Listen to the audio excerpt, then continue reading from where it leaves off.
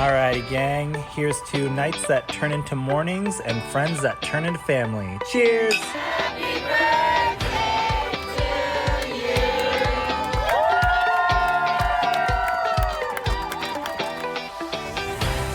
Hello. Welcome to the Friendship IRL podcast. I'm your host, Alex Alexander, and each week we explore what's working and what's not in our friendships, community, and connections. Have you ever wished you could sit down and have a conversation about what is really going on in your friendships? Well, you found your people. Join us as we dive into real-life stories and explore new ways to approach these connections. Together, we're reimagining the rules of friendship.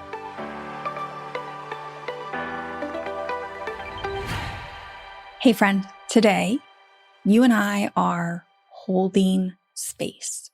And I have talked about the concept of holding space on the podcast before, but today we're doing it together. Our guest is Michelle Cecil. And Michelle is actually a friend of Brenda's. And Brenda was on episode 24. They are a part of the Marco Polo group that we talk about in that episode. Now, after Brenda and I recorded our episode together, she reached out to me and she asked if she could connect me with her friend, Michelle. And we all know I love a friend of a friend introduction, so I said, of course. The story you're going to hear today is one that I thought I would get to hear, that I was lucky enough that Michelle shared with me. I had no idea. I had no expectation, maybe it's a better way to say it. I had no expectation that she would be willing to come on the podcast and share this story with all of us. Today, Michelle is going to tell us the story of her friendship with her best friend, Erica. Michelle and Erica met when they were in that late teens, early 20s phase of life where they're trying to figure out how to navigate that transition to being adults and having responsibilities and how to just exist in this world, how to pay bills and deal with relationships and make life choices. You know, that season of life that can really leave you with a close bond. In their mid-30s, Erica found out that she was diagnosed with metastatic melanoma, which is a very curable cancer, but it's only curable if it's caught early. And I promised Michelle I would remind you all to go get your skin checked because we don't want to lose anybody else. Today, Michelle tells us the journey of her friendship with Erica from the beginning, which means that we talk about them as they meet each other and develop their friendship, their journey through cancer, Michelle's experience with losing Erica, and we talk about the lasting impact that Erica has in Michelle's life and now in all of ours. I'm always so grateful to anybody who wants to come on here and talk about navigating grief. I think that this is such an important topic. I have 2 other episodes so far that talk about grief. Episode 18 with Allie Bird and episode 35 with Suzanne Jabor. I'm really grateful that you're here today and that we're holding space together. Let's go hear about Erica. Hi, Michelle. I'm so excited that you're here today. Welcome. Welcome to the Friendship IRL podcast. Thank you. I am super excited myself. So I feel like I need to let people know that we've had one of your other friends on this podcast before. Mm-hmm. So episode 24 with Brenda, you are part of the Marco Polo group. Yes, I am.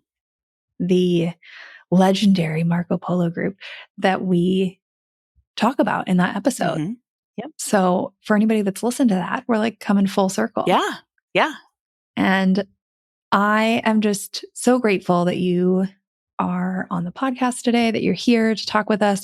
I know that talking about loss isn't easy for anybody, but I think that it's such an important conversation. Mm-hmm. And I know in our conversations, I've left, like, if I'm honest, like very fired up about your experience. Mm-hmm.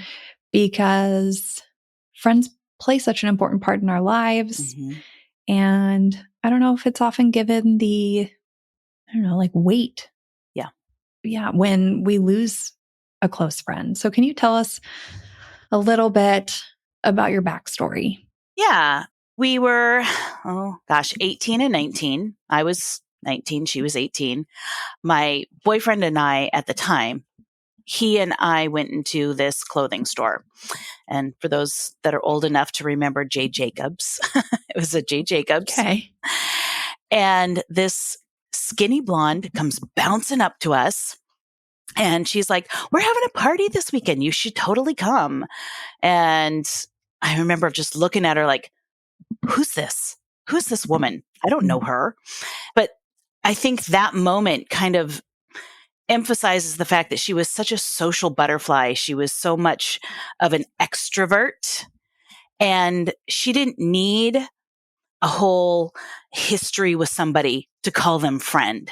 She was the kind of person that's like, we met that one time, now we're friends. She was just that kind of person. And so the party that she was attending or having with her friends was in the little fourplex that we lived in. And then she actually ended up moving into that fourplex later. And that's where we became best friends, and there's something about being young, 18, 19, you're on your own, you're figuring out life. You don't know what it really is all about. And to have somebody right there by your side who's going through the same things, trying to figure out schooling, trying to figure out just what life looks like as an adult. Yeah.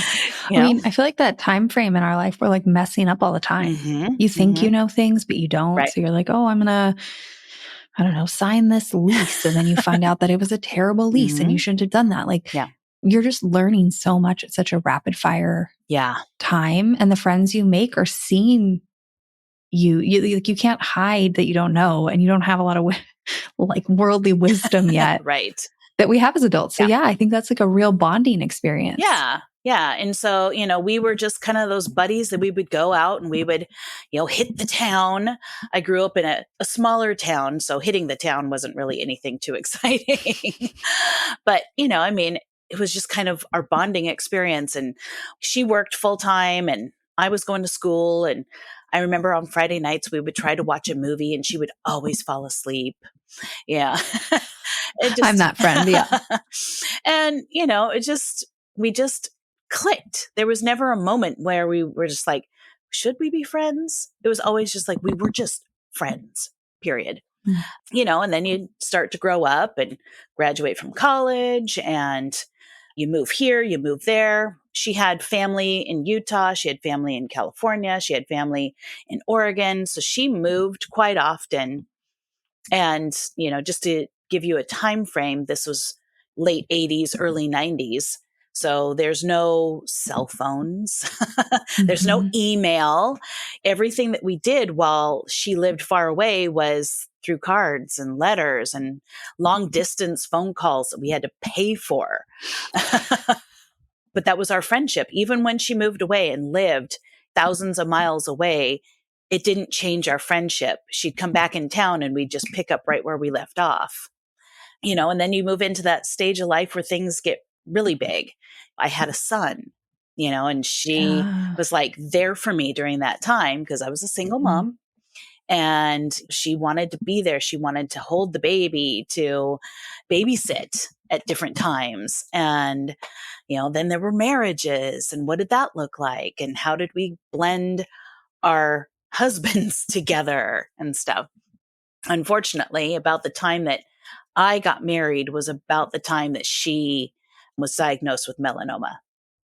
And so there wasn't a whole lot of years for us to be, this dynamic foursome getting together and doing the things that couples do.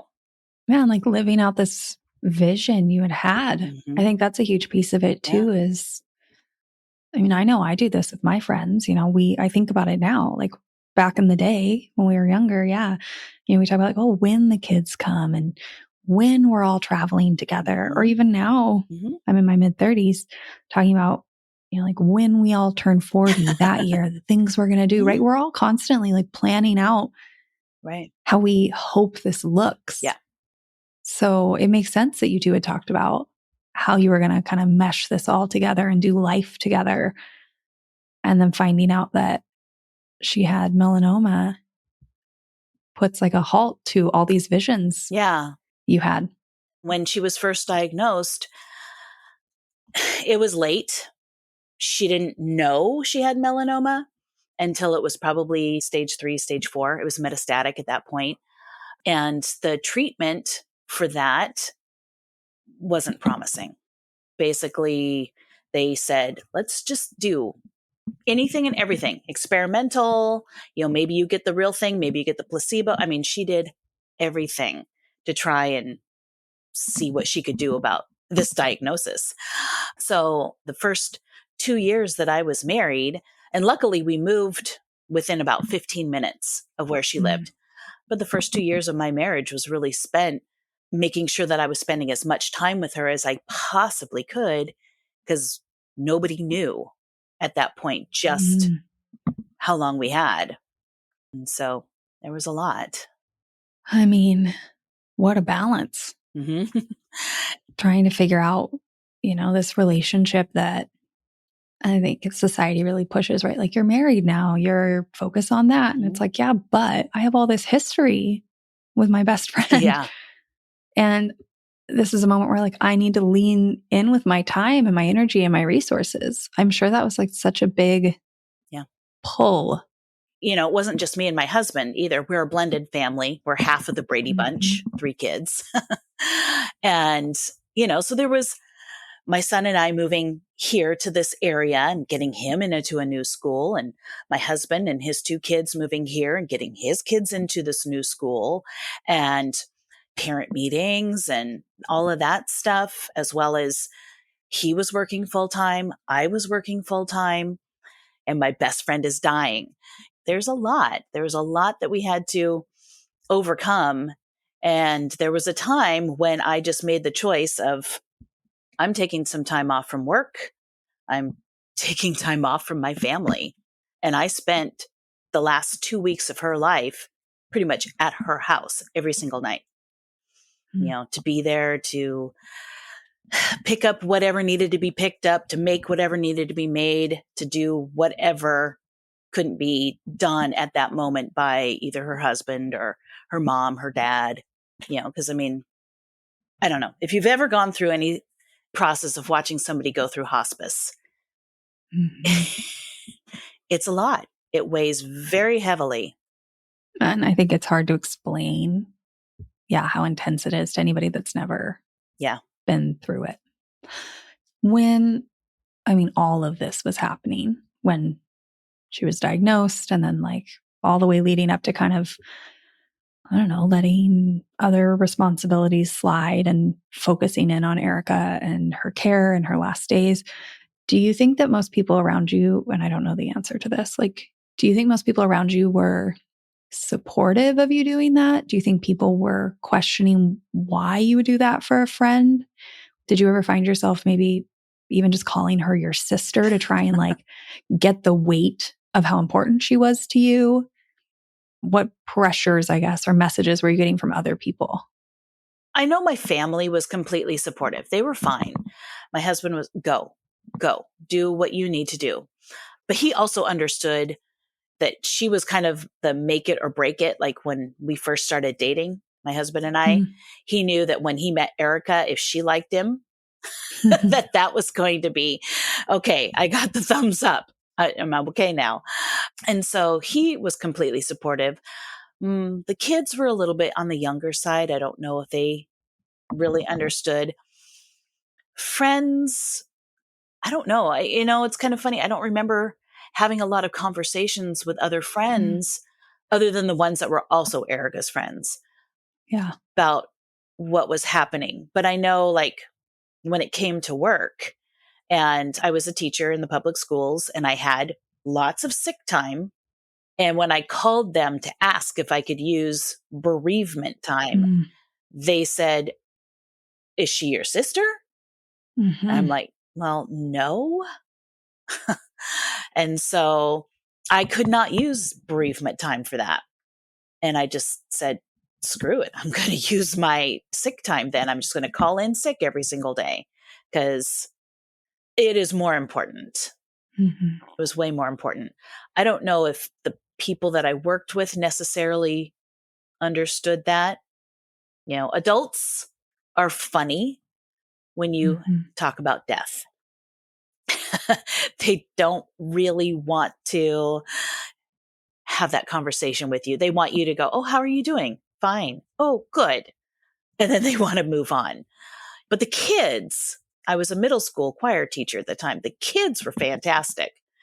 I remember the night after she passed, I had already decided, or the day after she passed, I had already decided I was going to go back to school and pick up where I had left off before I had started calling in sick. And I walked into the classroom and the kids would just come up to me and they'd give me this hug and they'd be like, I'm so sorry your friend is dead. You know, just, Yeah. it meant so much to me that they weren't going to just like poo poo it. They were just Mhm. like, yeah, I'm really sorry your friend died, handwritten cards.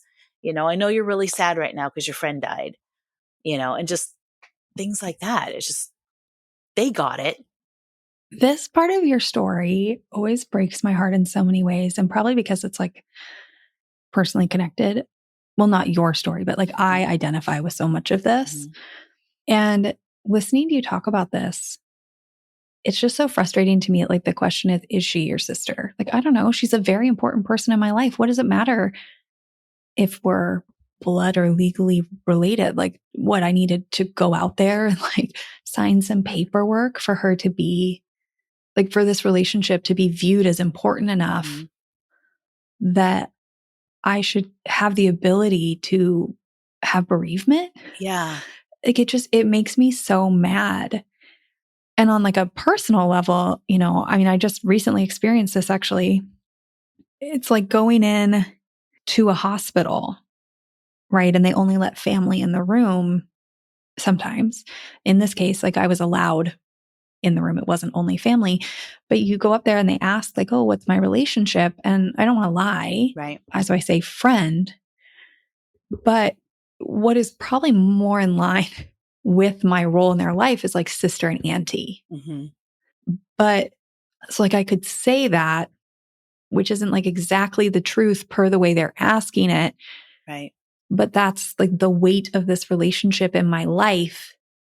And it's just not fair that we're not giving that option for everybody to kind of self select who are the people I would want in the room in the hardest moments, or like for you to just say, this is one of my most important people. She passed away. Therefore, I deserve Yeah. all the bereavement leave that you would give me if it was my sister or my mom or my cousin. Mhm. Like it's wild. Yeah. And it's so unfair, especially like in those moments where you need it. Mhm. And then you're having to sit there and try and validate how important like Yeah. you don't even have the energy. So you just roll over. Yeah. Yeah. We went to the hospital to see her. I think that was a Thursday night. And I had found out that she had signed the DNR and that they were going to Mhm. send her home. And I think in that 2-year time span, that was the first time I truly realized she's going to die. There was always kind of a hope that I'd held out that maybe something miraculous will happen. But I realized at that point, she is going to die. And I went to school that next day, but I had the forethought to at least call in a sub because I knew there was no way I could stand and teach a class. And Understandably. I sat in my office, which at the time had a big, huge window. And the kids would walk in and they'd see me as they were walking into the class but they'd also see that there was a sub and they could see that I was visibly crying as I was trying to get the next week or 2 weeks ready for a sub to take over, and they're like, why are you here? Why are we having a sub? And, and I'm like, oh, because I just, and had to explain that to them. And you're right. I've grieved more for a friend than I have for relatives that I Mhm. know that have passed, because my relationship with her was so much deeper than a relationship I might have with an aunt or a cousin or whoever. I mean, and the kids' contrast in your story is so telling, right? Because Quite often it's like we need to go back and think as if we're a kid. Mm-hmm. Like the kids just understood pretty immediately, it seems, that this person was really important to you. And they didn't care about the labels. They didn't care who she was. She was just a very, very important person. And you were experiencing a really great loss in your life. Yeah. The end. The end. Yeah. Whatever. And then as adults, we're trying to like quantify under certain labels how important and how big this loss is in your life. And it's like, oh, well, it doesn't meet these criteria. So you don't get the same benefits. Yeah. And for anybody listening to this, just think about like where that shows up in your own life. Where are you downplaying somebody's loss? Yeah. Like you don't know how important somebody is in somebody's life. Right. Let them tell you and then listen and believe them. Yeah, that is so true. That is so true. In the next night after she had passed away, we all of us that had kind of been there through that journey sat down to try and figure out how we were going to write out her obituary. And she had more than one best friend. I'm not claiming the only title to that. And so, we talked about that. Who were we to her? And we decided that we were sisters by choice. Yep. She has a sister, but then she chose the rest of us to be that intimately close with. And that was a really special title. I don't know if we can say BFF, we can say best friends always, but that idea that somebody is as close to you as a sister is, I think, pretty remarkable. A little bit of my own story. I'm adopted. And I was an only child in my adopted family. Later in life, I met my biological mom and found out that I had 4 brothers and 2 sisters. Wow. Yeah. And I have kept in touch with the 2 sisters. They grew up together.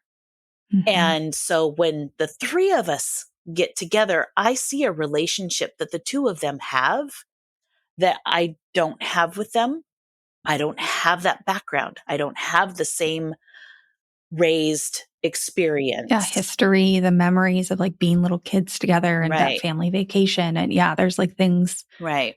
You're playing from a different space. Exactly. And to me, when I see that they are sisters and they have this relationship, that's what I imagine, Erica and I had. We had something that we shared so much. We grew into our adulthood, into a parent for me, into wives, into people who work full time for a living, people who have a mortgage. We worked into all of these things together, maybe not exactly step for step along the way, but close.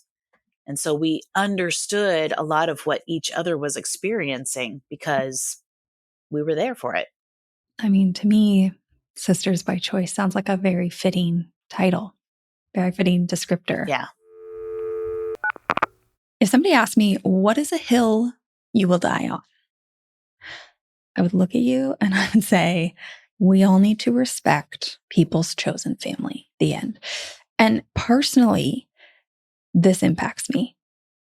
If you go back and you don't know my story and you haven't listened to all these episodes, go listen to episode, maybe start with 19, the one for little Alex, and then listen to 16, which is about chosen family with somebody in my chosen family. To me, who somebody chooses to have in their life is actually more important than who their family of origin is. There, I said it.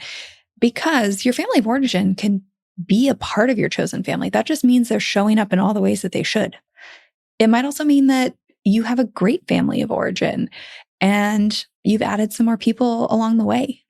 But we all deserve whatever kind of support we need, and we all deserve to love the people we want to love and that love us and that care for us. We all deserve that.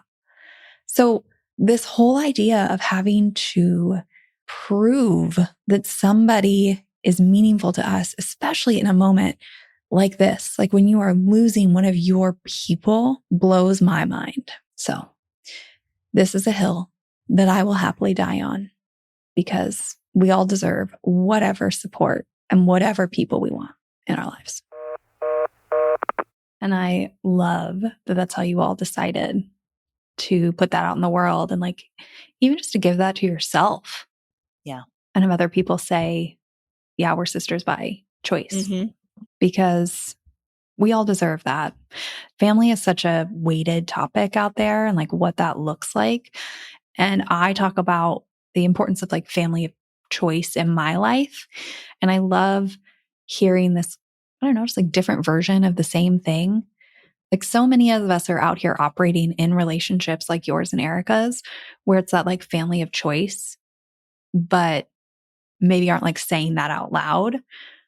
But it deserves that. Like it deserves that title and that celebration and that like understanding of how important this relationship is in your life. Even if you weren't maybe saying it when Erica was there, like I said, giving that to yourself afterwards to validate that importance. Yeah. So I could talk about what we're just talking about forever, but tell me a little bit about your experience after Erica has passed and navigating without this friend. This person, your sister by choice. Like I said, it was kind of early on in my marriage. And when she passed, I had that time to kind of focus on, okay, I'm a mom, I'm a stepmom. I also left teaching in the public schools at that point. And so what am I going to do now? And I started teaching privately, teach private voice and piano. And that's not really a full-time job. So it left me a lot of time alone because the kids would go off to school. And so I really just like, okay, who am I in this world? And also had moved to a new area. So there was a lot of feeling lonely and not knowing exactly how to process my everything, and through different experiences, I would volunteer at the school. So I'd meet other moms, and there was a group of women that I met with for a very long time, and we would get together on Wednesday mornings and have coffee. I started to learn how to make new friends, which was in your 30s. I was 35, 36 when she passed. She was 35. So being in my 30s in a new location, I'm like, okay, how do I do this? How do I even make friends? I don't even know. And you start to figure it out. I know you've talked about this in other podcasts, finding something that you're interested in and then join that. And you start to meet those people that also have that same interest, which gives you that unique bond because they like that too. So having coffee with these women because all of our kids went to the same elementary school, or I joined a choir. And so now I have people that love to sing and I love to sing. And it's been definitely a huge process. But I think this last year, I figured something out that I hadn't really realized that I had done. She and I, like I said, she was a social butterfly. She loved parties. She loved to plan things, go out to a bar, stay home, whatever. It didn't matter. She was always like, as soon as the first party was over, the next party was being planned. That was her. And one of the things we did every single year was celebrate Cinco de Mayo. I know I'm not. Probably not the person that should be celebrating it. It's a memory. It's a memory. Yeah. Okay. And I mean, we would go to our favorite Mexican restaurant, or we would hit up Cinco de Mayo festivities in downtown Seattle, or we would have everybody over and make margaritas and guacamole. And we would always do something. We would talk about what outfits we would wear. We would talk about what color are you going to paint your nails? I mean, just down to the tiniest details. And well, I'll pick you up at 6 and we'll go here first and then we'll go there. I mean, it was just always this thing that we did. Well, she passed away on April 20th. So just 2 weeks before Cinco de Mayo. And I think that year, maybe my husband and I went out for Mexican food, maybe had a margarita. And I didn't carry on that tradition of going out and celebrating for that her birthday was December 24th. And we used to go out December 23rd every Mm. year. I didn't do that. A lot of the traditions that she and I shared, I didn't continue on. And I didn't really realize that until this last year when I'm like, I'm going to have a Cinco de Mayo party. I'm going to have people at my house. And I don't know what spurred me to do such a thing, but I just decided that's what I was going to do. And Brenda, our Mhm. friend, brought over decorations. And another friend brought over pork. And another friend brought over tortillas and salsa. And I just kept talking about the Cinco de Mayo. And I kept kind of throwing Erica in there too, how much she loved it and how much we would enjoy this time. And so the day of, I was decorating and I kind of felt like this presence of Erica saying, it's Mm. about time that Mm. you are celebrating something that you and I shared. And I was like, oh my gosh. But obviously she wasn't there. But my friends, a lot of them in the Marco Polo group and others, we were all coming together and we were celebrating friendship more so than Cinco de Mayo. But Yeah. the guys, I mean, we've got an outdoor kitchen and the guys are outside and they're all talking and they're cutting up meat and they're doing the manly things. And, us ladies were inside and we're snacking on guacamole and chips, and the kids are all sitting on the couch or in the playroom and building Legos. And it just felt so like, why haven't I been doing this? So it felt like I kind of brought her back to life for a minute. Mhm. And I had said something to Brenda and she's like, well, we all feel like Erica's our friend too. Yeah. And I was like, wow, she's been gone for 19 years and she's still here. She's still making friends. Or at least what she did in my life has continued. We have a really cool opportunity here because Brenda, who we are now talking about, did an episode with me, episode 24, about this Marco Polo group. And she talks about the Cinco de Mayo party. And she talks about her connection that she feels to Erica, even though she never met her, just from hearing Michelle's stories. And I'm telling you that because I don't think we've ever had friends like this on the podcast, at least not friends who are overlapping in their stories. And I just think that might be a really fun listen for you. So go listen to episode 24. And if you listened to it previously, maybe go listen to it again and just kind of piece this together. I think it's a really beautiful testament to the lasting impact our friends and our people can have on us, because you'll hear in episode 24 that Brenda definitely feels a connection to Erica through Michelle. I knew about Erica before you and I had ever connected, because Brenda had told me about the Cinco de Mayo party, about this person, like I have this friend, Michelle, she lost her best friend. And I've heard so many stories about her that she feels like she's a part of the group.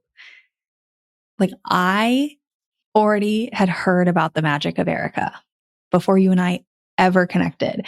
Brenda was like, maybe Michelle will come on the podcast and talk about this because I think it's so special. And for anybody who's out there who's like listened to my podcast before, I talk a lot about, we can think that our friendships, whether it is like a friendship breakup or you have outgrown a friend or a friend has passed away, we think that they're just like in the past. Like, oh, Right. they're gone. Right. But the thing is, we always carry some of those connection points and those memories and the things we know about those people into pretty much any relationship, especially if it was like a bigger, more, I use that roots metaphor, like it had more roots in your life. And Erica had so many roots that it makes sense that when you're connecting with other people, you're telling stories like, oh, yeah, Erica and I used to come to this restaurant. Erica and I went on a trip like that. Like, oh, we're talking about when we became moms. Like, Erica was there for that. You talk about these people the same way that, I talk to some of my friends, maybe about an old high school friend that I still even talk to, but they've never really met because she doesn't live in the area. Right. Or they met her like once at my wedding. Yeah. It doesn't matter. These people are a part of who we are. Like, Erica's a part of so many of your memories that it makes sense that Brenda and the other gals and your other friends like feel like they know her. She's a part of so many stories. And I love it because when I talked to Brenda originally and she was talking about this Cinco de Mayo party, she was like, it wasn't about making new Cinco de Mayo memories or creating a new tradition. In Brenda's mind, it really felt like it was more about like honoring Erica in your life. And that as a friend who is with you now on your day to day, like present friend, Right. she doesn't want you to forget about all that. She wants to like celebrate that. Right. And let that still be a part of who you are. Yeah. And I just walked away being like, wow, this is such a beautiful, beautiful story and experience. Like, it's real life. Yeah. Yeah. She died. That's sad, but that's not the story. The story is everything up until that point and beyond. But I think, like you were saying, a lot of people are like, oh, well, they died. End of story. And it really isn't. It isn't. There's so much more to share. I realize that I have another friend who also lost a best friend through way too young. And she and I have spent hours talking about our best friends.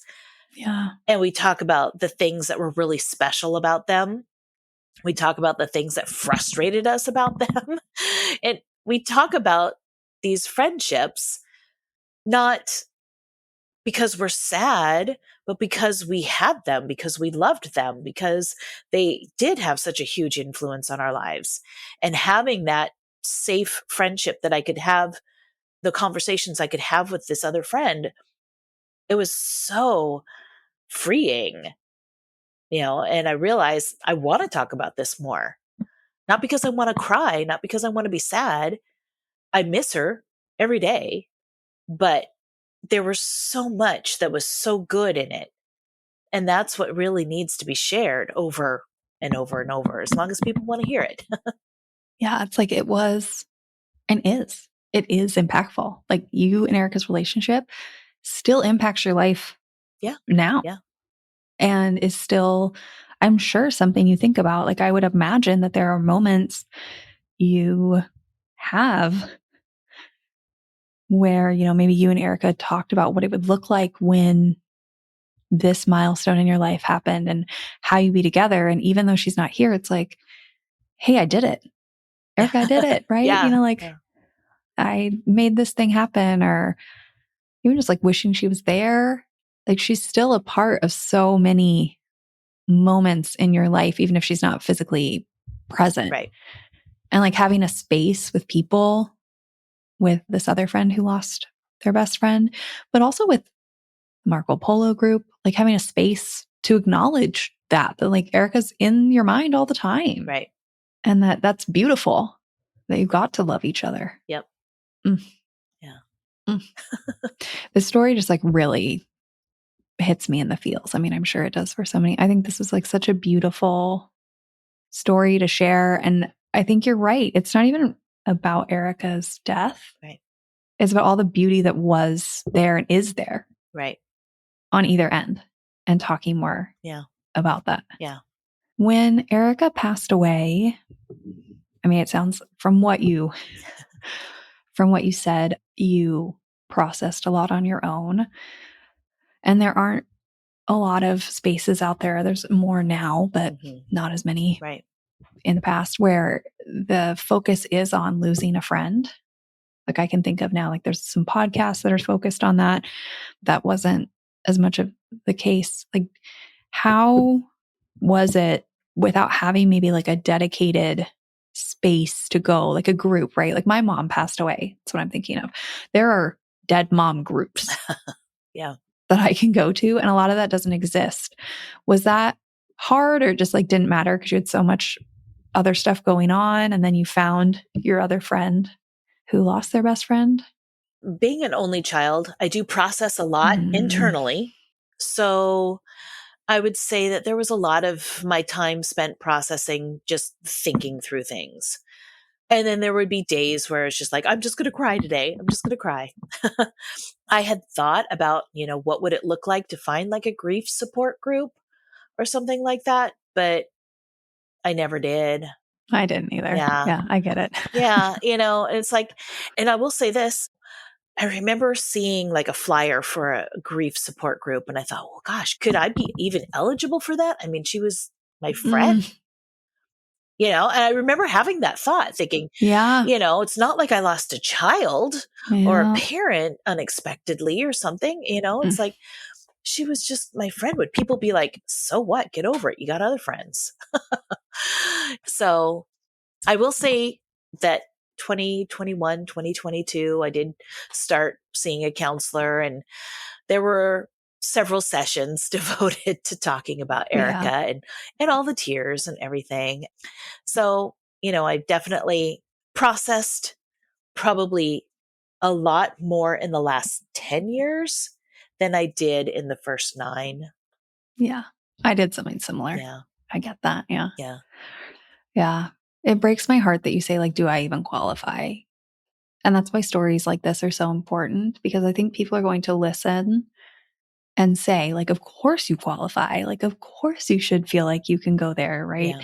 Like, she was so important to you, but we all do that to ourselves. Yeah. So then if somebody lost a friend, they might say to their friend, themselves, like, oh, well, it's not like it was my sister, my mother, my child, my partner, my whatever. Mhm.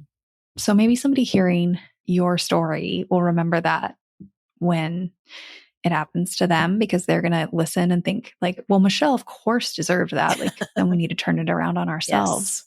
Yes. Because it just breaks my heart. Like, there are so many important people in our life, and we don't need to have some sort of hierarchy of when we're allowed. It's kind of similar to the bereavement. Like, Erica was important to you. Therefore, you deserve all that support. Yeah. That's all. Period. Yep. For anybody else listening. Michelle, I want to thank you so much for taking the time to talk about Erica and tell us all the beautiful things. If there was anything you were going to leave listeners with after this episode, is there any final thoughts you have? The one thing that you've brought up is we shouldn't be defining a relationship based on whether you're blood related, adopted. If somebody is really important, really impactful in your life and they are gone, find a way to process that. Nobody said that to me. Nobody said, figure out how you're going to process this. It was just like, okay, sorry for your loss. I think I would have needed that push for someone to say, why don't you talk to somebody? Why don't you find a support group? You deserve more time off. Yeah. You deserve for people to give this Right. the same weight that they would give Right. the loss of a, insert official relative term here. Like, yeah. And grief doesn't have a time limit, Mm-mm. but a lot of people feel like it does. Are you still talking about that person? And it's like, there's no time limit. I lost somebody, and in 2024, it'll be 20 years. And I guarantee you, I'm not going to stop grieving on the 20th anniversary. I handle it differently now, but I still grieve her. I mean, we had cell phones back in 2004, but we didn't text really. So, every now and then I pick up the phone and I'm like, what would it be like if I could just text her? Mm. And in that brief moment where I think that, I'm like, that hurts a little bit. Yeah, I get that. Yeah. There's definitely no timeline. Yeah. I've talked about this on the podcast before. I'm not dropping this on people, but my mom passed away 21 years ago. And yeah, it creeps up on you in the wildest moments, and you could be fine. I mean, even last night I was literally watching a show where the main character's mom passed away, and my husband looked over and I'm in tears on the couch. And I was like, it just hits a little too close to home. Like, I know exactly how that, what they're trying to portray on the screen. Mm-hmm. Mm-hmm. I know what that actually feels like. Yeah. So, Oh, there's a few movies. Beaches, can't watch it. Fried green tomatoes, can't watch it. I'm trying to gear myself up to watch the final season of Firefly Lane. Best friends that lose their best friend. And it's like, one other side note, if we have time. Yeah, go for it. She loved Friends, the show Friends. She was given kind of a 6-month timeline in September of 2003, which meant she had till about March. Well, she made it to April, but in 2004, the finale of Friends was happening. And there was a part of her that knew that she wasn't going to be able to make it to see that final episode. Some strings were pulled. And so she was at the final taping of Friends. I'm going to cry. I probably will too. I would pass you one of these if I could. She was there. She got to know that there were 2 twins that Monica and Chandler had, and that one of the twins' names was Erica. She got to know, did Rachel get off the plane? And she got to know these things before she left this earth, because she left this earth 2 weeks before the finale. And a couple years ago, when Friends, sorry. No, please keep going. When Friends did their reunion, they panned the audience at the final taping. And while there was something in front of her, I saw her in the audience. Lost it. And it felt like one of those moments. It's like, I knew she was there. I knew she experienced it. And now years later, here she is again. And I get to experience with her, sort of. It was kind of magical. I'm over here speechless. Yeah, it's like, what a beautiful full circle moment. Yeah. For you to get to see her so long ago, getting to have this experience and some sort of there's a moment of closure. Yeah. Of sorts. Yeah, you're right. Yeah. For her. Yeah. Not for you. Now it's full circle. You have to go back and relive. Yeah. Wow. I'm so happy Erica got that experience. Oh, me too. So I cannot watch the season finale of Friends without just crying. Understandably, I don't know how you could. Yeah. And that's just the little stuff that, I don't know, this is the color of friendship. The reason we love our people so much is because we know these things and these little moments and these details, and that she was there and how much that meant to her, and that all these coincidences were happening. I have one of the twins being named Erica, a string that was pulled, or was that just a coincidence? I gotta know. That was a coincidence. But what a wild coincidence that is. Yeah. So she wasn't supposed to tell me stuff, right? Because so she's like, whatever. She's like, so Monica and Chandler have twins, and they name one of them Erica, and I'm like, no way. So, man, Michelle, thank you so much for. I loved getting to hear about Erica today. Thank you. I loved getting to talk about her. I'm so thankful for this opportunity as well. I'm really excited for people to hear this and just reflect on the important people that are in their life and the color they're bringing. And I hope somebody reaches out to their person, their people, and tells them they love them. Yeah. Soak it in. Exactly. Not that I want to scare anybody, but we are all over here walking on days where we don't know. Yep. Maybe that's just from those of us that have lost. So go love your people. Yes. All right. Yes. Thanks, Michelle. Thank you. I don't have much today. I'm still a little speechless about this episode. I'm just grateful to have this space to share people's stories, that Erica's story and Michelle's story and their friendship story together gets to live on in this episode for all of us to hear, for all of us to reflect on. I'm just really grateful. So thanks for being here. Thanks for being a part of Michelle and Erica's story too. With that, I'll see you next week. Thank you for listening to this episode of Friendship IRL. I am so honored to have these conversations with you, but don't let the chat die here. Send me a voice message. I created a special website just to chat with you.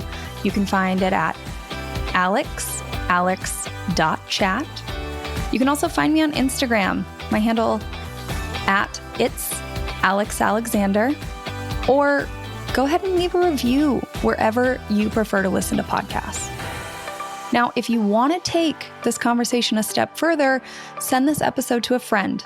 Tell them you found it interesting and use what we just talked about as a conversation starter the next time you and your friend hang out. No need for a teary goodbye. I'll be back with a new episode next week.